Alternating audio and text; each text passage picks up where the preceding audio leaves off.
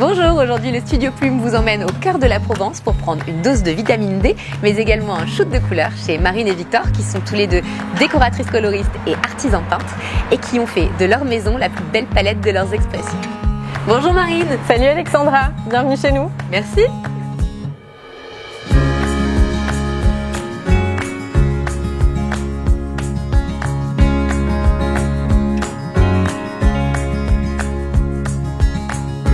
On a à peine passé la porte et ça donne le ton tout de suite avec ce sas hyper coloré. Comment est-ce que tu l'as pensé? Je voulais vraiment quelque chose de très enveloppant dans le hall et en même temps je voulais aussi que ce soit un peu grandiloquent. Donc il fallait qu'il y ait du jeu, que la suspension amène ça, je pense, parce qu'elle a une ambiance un petit peu clownesque presque. Et puis le fait que ce soit un vert très foncé, ça permettait d'amener aussi quelque chose d'un peu théâtral et ça me plaisait en fait, qu'on ait une sensation forte dès qu'on rentre dans la maison. Tout ce vert, on le retrouve également dans le sol en terrazzo, mais également dans la pièce d'à côté, qui est le salon, si je dis pas de bêtises, et qui s'ouvre directement sur du verre. Oui, tout à fait. Wow. Alors là, on est dans une bulle de couleurs, mais ça reste quand même hyper équilibré. C'était important pour moi qu'il y ait une transition assez douce qui se passe par rapport au hall d'entrée, mais en même temps le gros changement c'était d'amener une autre texture avec de la chaux ferrée ici. Au niveau de la matière, vraiment on n'a pas la même sensation et surtout c'est plus grisé et ça me permettait de déployer une palette encore plus grande tout autour. Après moi j'aime beaucoup créer des espaces de respiration, j'appelle ça des espaces de respiration, mais des espaces qui sont un peu beige. Donc c'est du blanc que je teinte, de la couleur qui est juxtaposée en fait à côté de ce beige. Là par exemple il y a dans ce blanc ici un petit peu de ce vert. Je suppose que quand vous êtes arrivé dans cette maison, ça ne ressemblait pas du tout à ça. En fait, c'était carrément en ruine, c'était à l'abandon depuis plus de 20 ans. Vous avez des tapisseries décrépites partout, des murs qui s'effritaient en tous sens. Je pense que pour nous, autant Victor qui est artisan peintre que moi, c'était la possibilité d'avoir tout simplement une carte blanche formidable. Pour moi, tout mon focus est mis sur la couleur, c'est ce qui est le plus important, je dirais, dans mes recherches et dans mes créations. En fait, tu sais, je crois que ma formation initiale, le fait que moi je vienne des Beaux-Arts et que je sois d'abord une peintre, ça a joué énormément sur ma pratique de décoratrice d'intérieur. Et forcément, j'envisage tous les espaces comme si je créais une œuvre. Ça se retrouve aussi finalement dans le sol, ouais. Différent, on n'est pas dans le même que celui de l'entrée. J'aperçois au loin le bureau qui a encore un sol différent. Ici, je les ai tous dessinés. J'ai commencé par celui-ci et ensuite j'ai créé ici une combinaison qui se décline ensuite effectivement dans le bureau. Et pour moi, c'était formidable d'amener vraiment quelque chose de très vivant en fait et organique sous nos pas. Alors tu les dessines, mais comment tu as fait pour les faire produire après? J'ai travaillé avec Mosaic Factory qui m'a permis en fait de dessiner les motifs que je voulais, de choisir aussi mes tailles de grains, même du granito de fond. Je l'ai fait évoluer jusqu'à un terrazzo, donc on a des ajouts d'éclats de marbre assez consistants. C'est génial. Et ils proposent ça aux particuliers aussi? Ouais. Tout le monde peut le faire. C'est parfait, comme ça tu amènes ta petite touche jusqu'au sol, c'est génial. Ouais. Je me retourne vers cette cheminée qui est monumentale mais en même temps très fine, très délicate. Ici ça a vraiment été effectivement du sur-mesure. L'astuce c'est que j'ai commencé quand même par mes meubles et ça m'a contrainte à une certaine taille bien sûr pour ma cheminée. Donc là tu as cette combinaison qui est canon de part et d'autre de la cheminée, mais je vois aussi qu'on retrouve les mêmes modules finalement dans ta cuisine, mais alors avec un univers complètement différent. Ouais, et d'ailleurs c'est assez étonnant parce qu'ils sont normalement pas utilisés en meubles de cuisine et je les ai détournés pour leur combinaison carrée. J'aimais beaucoup l'effet que ça peut donner en meubles suspendus. En général en fait en cuisine je suis pas extrêmement fan de la saturation des meubles hauts, et là je trouve que c'est le fait d'avoir pu les composer comme ça un peu en quinconce et le fait qu'ils soient carrés, ça permet vraiment de donner de la légèreté et quelque chose d'un petit peu ludique. Et j'ai joué aussi avec les matières, on a des portes en verre et des portes en peinture laquée, donc en fait ça fait plein de petits contrastes, plein de petits changements de couleurs. Et puis là on arrive dans un univers aussi qui est chaud, qui a vraiment une énergie complètement différente, que d'ailleurs j'ai pensé en fonction de l'utilité de la pièce. Pour moi ici il faut qu'on ait faim, il faut qu'on ait envie de manger et il faut qu'on mange bien, et le rose je trouve que c'est une couleur parfaite pour ça. Donc je suis partie d'abord de ce mur rose et ensuite j'ai décliné les autres teintes, notamment aussi cette couleur un peu pêche qu'on a au plafond, et bien évidemment le fauve que j'ai choisi pour cette grande colonnade.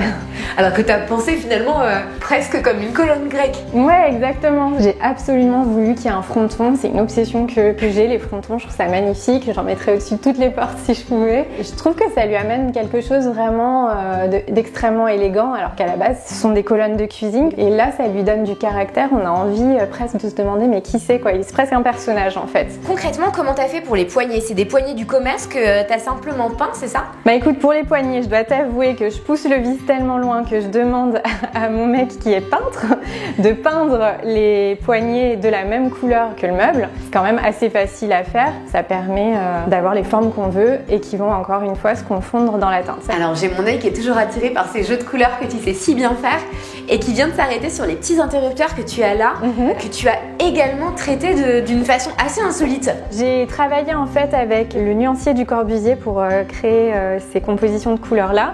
Ça tombait super bien parce qu'en fait je retrouvais vraiment les mêmes tonalités de rose et de marron que j'ai. Et ça donne un côté super graphique qu'on retrouve non seulement dans cette partie de la cuisine mais également dans l'arrière-cuisine que tu as là-bas. Tout à fait, dans le cellier. Alors du coup ce qui est hyper étonnant c'est qu'on est dans la continuité de ta cuisine avec cette arrière-cuisine mais c'est un peu deux salles, deux ambiances. J'ai quand même fait un pont avec le rose qui reste très présent et le marron. J'avais envie de ce trio avec du bleu. Je trouvais que c'était une belle combinaison en fait, les trois ensemble. Ce qui est assez intéressant dans cette pièce c'est que finalement on est sur une pièce qui est assez exiguë, qui a peu de lumière parce qu'on a juste cette petite fenêtre. Beaucoup de personnes auraient pu la traiter en blanc pour amener de la lumière. Toi, tu as pris le parti de faire exactement l'inverse. C'est quelque chose que tu recommandes dans des pièces exiguës, justement? Toutes les pièces d'eau sont les espaces où on peut être le plus audacieux possible. Donc, faut surtout pas se limiter en termes d'utilisation de couleurs. Je crois pas au fait que le blanc soit forcément toujours la meilleure source d'agrandissement en fait d'un espace. Pour moi, il n'y a absolument pas de limite à avoir, même dans les tonalités. C'est-à-dire, on peut être sur du foncé, on peut être sur du très clair, pas de problème.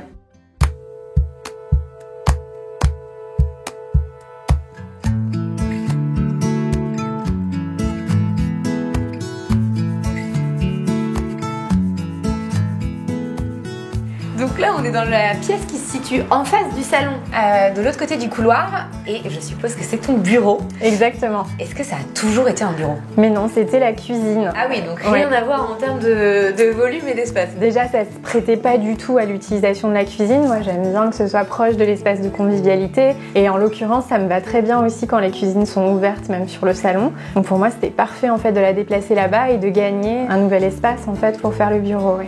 Alors avec encore de la couleur. Bah c'est ouais. même pas de la couleur, c'est des couleurs à nouveau. Comment tu arrives à faire cohabiter du jaune, du lilas, du pêche, du marron, du vert sans que ça ait l'air d'être complètement harlequin? Plus tu es dans des tonalités un peu neutres, un peu douces, plus tu peux en combiner ensemble. Et c'est surtout les couleurs qui vont venir vraiment contraster, qui vont être plus fortes, comme ce vert qui est un peu plus soutenu ou même cette couleur un peu orangé camel, que là tu vas devoir te restreindre un tout petit peu plus. Mais par contre sur les pastels, tu peux vraiment y aller. Donc en fait pour moi c'est un terrain de jeu formidable. Et tu as un fil directeur toujours dans tes beiges comme dans le salon? Là effectivement on a teinté avec la couleur en fait la plus dominante, la plus proche, notre blanc, pour que en fait il ait l'air vraiment d'être parfaitement en harmonie avec les autres couleurs à côté de lui. Ouais. C'est un vrai travail de coloriste finalement que vous faites Victor et toi. Qu'est-ce que tu conseillerais à tes clients particuliers de faire s'ils ne sont pas accompagnés pour pouvoir justement jouer avec ces couleurs et les faire cohabiter? C'est vrai qu'il faut travailler avec des marques de peinture qui ont quand même une grande gamme de choix de couleurs pour aller trouver directement la tonalité intermédiaire. En parlant de teintes fortes, on va retourner dans le couloir parce qu'en montant à l'étage, tu as à nouveau joué avec des couleurs qui prennent de la place et c'est assez magnifique. Je fais un petit stop dans cet escalier qui déjà a ce traitement à nouveau bicolore. Mais alors surtout, tu fais ton shopping assorti à ta maison. Ouais, je pense que c'est vraiment depuis la création de la maison que je suis devenue de plus en plus monomaniaque sur mes achats. Chaque chose que j'achète en fait est réfléchie effectivement pour son impact chromatique.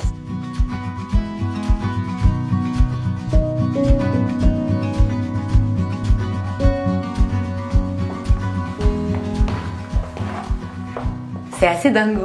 Je suppose que c'est ta chambre. On est à nouveau baigné dans la couleur, mais dans un univers complètement différent de ce que tu as fait au rez-de-chaussée. J'avais une envie très 70s, donc en fait le panel de couleurs que j'ai associé est finalement un peu terreux, un peu oui orangé, et finalement l'ajout du lilas ici il vient mais en contrebalançant de façon un peu étonnante, donc il a un côté un peu rétro que j'adore.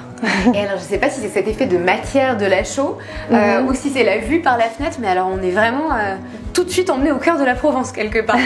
Oui, c'est vrai, c'est une technique quand même très artisanale, traditionnelle, moi que je chéris beaucoup, j'adore ça. Ça a un toucher incroyablement doux et puis c'est extrêmement enveloppant et je trouve que ça donne beaucoup de stature aux chambres. Et alors le fait de l'avoir prolongé sur le plafond, pourquoi est-ce que tu as fait ce choix exactement? Pendant presque un an, il n'y était pas au plafond. Et moi, ça me manquait terriblement. Je voyais que ça, je focalisais en permanence dessus et c'est récemment que Victor a appliqué la chaux et je trouve ça vraiment parfait en fait. Ça a complètement fini le design de l'espace. Tu as tiré le fil comme en bas jusqu'aux interrupteurs, jusqu'à la porte, jusqu'à la transition avec la salle de bain.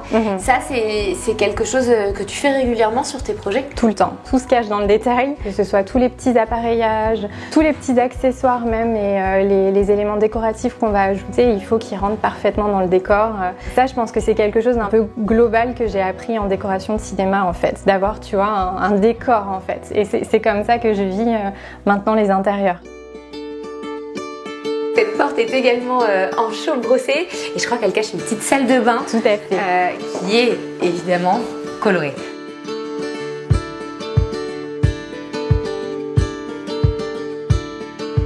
Là, on est dans la salle de bain qui reprend les couleurs de la chambre à côté. J'avais vraiment envie de créer une large déclinaison quand même de couleurs, avec bien sûr le rose en fondamental, mais après j'ai continué encore avec des marrons en fait, en restant dans un camailleux chaud, et ça me permettait que tous les miroirs aient une couleur différente. Si en fait tu as aussi un volume qui est pas très grand, tu peux te permettre encore plus de jouer sur les combinaisons de couleurs. Et le jeu de miroir, ça te permet également d'agrandir la pièce, je suppose? Ça sert aussi à ça, mais c'est vrai que c'était pas forcément ma recherche initiale. Là, ce que je voulais vraiment, c'était avoir en fait une sorte de trilogie combinée qui donne une sensation surtout d'étirement, parce que comme on a en fait un vrai beau volume, j'avais pas forcément besoin d'aller chercher des astuces pour agrandir, mais par contre je voulais magnifier en fait cette hauteur sous plafond encore qui est assez impressionnante. Et si je dis pas de bêtises, ils ont tous une couleur différente. Exactement, ouais. Donc toujours en restant dans une combinaison très chaude, mais effectivement on a de l'orange, du rouge, du marron, du rose.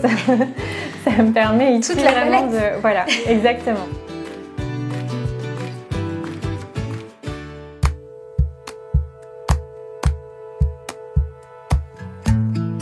Ah oui, alors là on change complètement d'atmosphère, on passe de cette salle de bain rose baignée de lumière à cette pièce ultraviolette. Exactement, ouais c'est ça, c'est marrant que tu le dises parce que je le pensais vraiment comme ça, à l'ultraviolet, qui est une couleur qui invite énormément à l'imagination et à l'inspiration. Et comme ici c'est mon atelier où je continue à faire mes créations personnelles, c'est parfait pour moi en fait. Mais tu avais quand même, je suppose, des besoins de rangement. Tout à fait, et j'avais surtout envie de ranger mes dessins, notamment en grand format, et donc j'ai composé ce meuble spécialement pour ça. Donc c'est vraiment un peu comme, tu sais, les meubles d'architecte pour ranger les plans, mais sauf que là c'est pour ranger des dessins. Et alors la petite astuce qui change tout, c'est les pieds qui ont laissé la place à des roulettes. Dans un atelier, c'est hyper important d'avoir des choses mobiles. Donc j'ai quasiment tout ce qui prend un petit peu de piétement en fait sur le sol, qui est sur roulette. J'aime bien aussi cette liberté-là de pouvoir encore moduler les meubles en fait dans les espaces.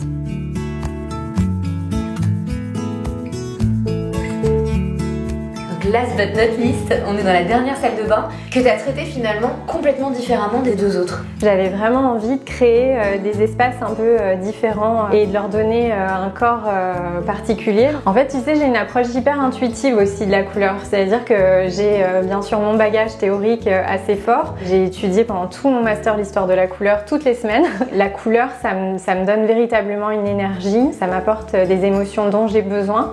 Donc dans cette salle de bain, il y a plusieurs nuances de jaune, t'as du bordeaux, à côté c'est plutôt dans les nuances de marron, t'as de l'ultraviolet, en bas t'as du vert, du bleu électrique, du rose. T'as combien de couleurs finalement? Il y a 50 nuances dans la maison, ouais. Et quand même. Et c'est pas fatigant finalement de vivre entouré de couleurs au quotidien? Non, au contraire, moi ça me ressource tous les jours et comme je les ai vraiment cherchées de façon très précise, pour moi elles sont parfaitement adaptées à la maison et elles sont faites pour durer. Merci Marine. Avec plaisir.